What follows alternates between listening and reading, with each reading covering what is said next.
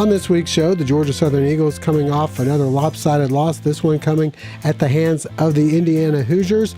This week, another Saturday off before a Wednesday night matchup with Arkansas State. We'll have analysis and interviews, all that and more, as we welcome you inside the Eagles' Nest.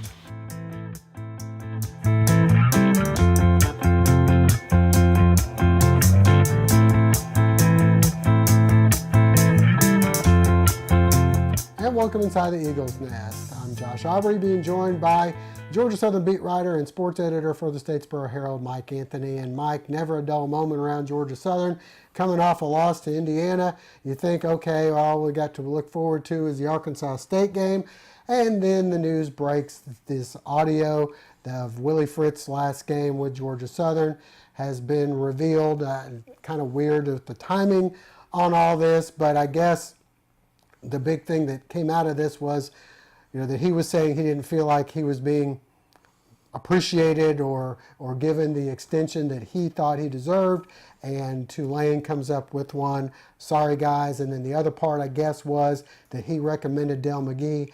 And I think we can also see why the players were so lifting Dell McGee up on their shoulders, because he had said, if you want him to have a chance of being your next head coach, you guys got to go out here and play well, which they did, and they won the GoDaddy Bowl 2 years ago. So your thoughts on all this recent controversy? Right. Well, I can't really speak to the Dell McGee side of things. Obviously, there were interviews. I think that Dell McGee spoke with the searching committee for the new head coach. Not exactly sure what happened, but there were plenty of people who threw their hat in the ring. As it turns out, Dell McGee goes to the University of Georgia. Tyson Summers ultimately hired as the head coach. So really not anything to read into that other than speculation. There's no real fact other than now hearing on tape that Willie Fritz thought that he could have been a good guy for the job.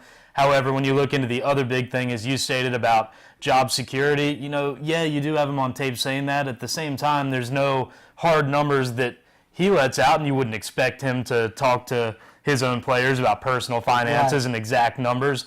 But you can take it any way you want to. You could say that he wasn't offered anything, which Georgia Southern would contradict in the documents that they provided. You could say that he just wasn't offered as much, and you can definitely say that there's more security in being offered more than being offered less. So I think when it all boils down to it, it's a 2-year-old clip now, and you can believe what you want. There's still too much that's unknown, a lot of things that happen either behind closed doors or weren't caught on tape, and it's all up to the imagination. Yeah, it seems like the timeline is what's tough to put.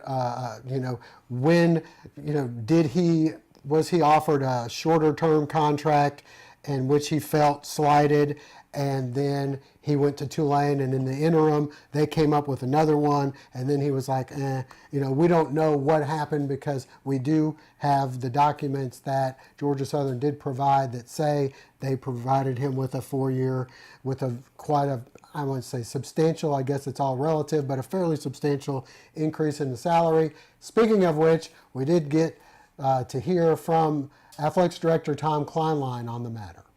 Well, earlier today, there was a release on a media site regarding the negotiations and the conversations with a former coach here in our football program. So what I did today was invite some media into my office and kind of share with them the process and show them the process through the documents that took place to kind of better explain the process that we went through with that former coach.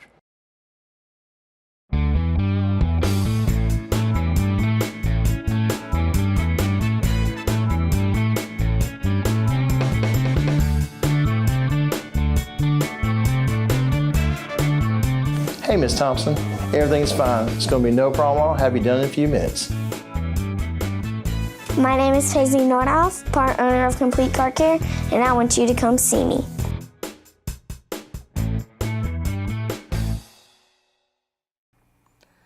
All right, well, back to the action on the field. Obviously, another loss, the Indiana game. There were a couple maybe bright spots as far as the offense goes at times, but the defense definitely regressed.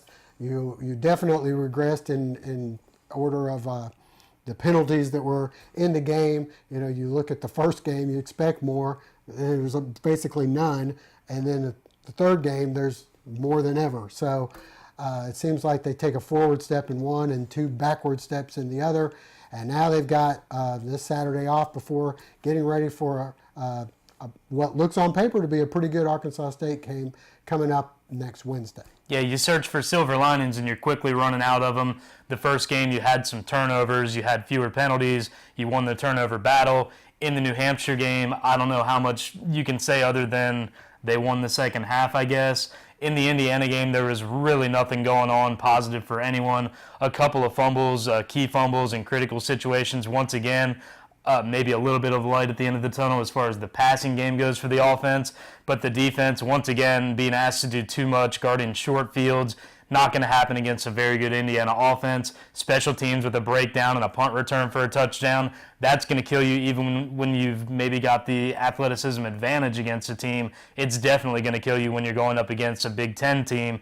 But as you said, Arkansas State, this is the turning point for Arkansas State. Last year, they were 0-4 heading into the Georgia Southern game. Georgia Southern thought it was on its way to contending for a Sun Belt championship.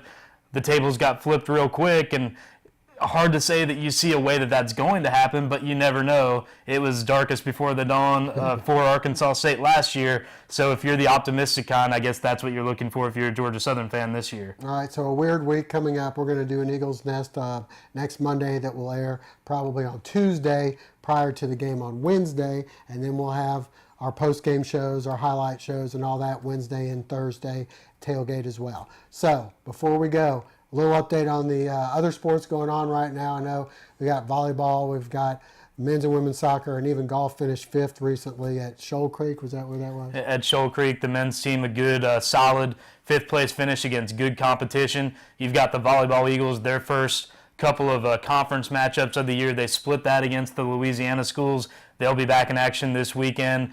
Women's soccer, they took a step back after a big opening conference win. On the men's side of things, they were out of conference play. They dropped a tough one to Mercer. They'll continue to be out of conference play against Jacksonville before a big rivalry game against Georgia State next week. All right, well, that'll wrap things up for now. For Mike Anthony, I'm Josh Aubrey. Thanks for joining us. Hope to see you again next week.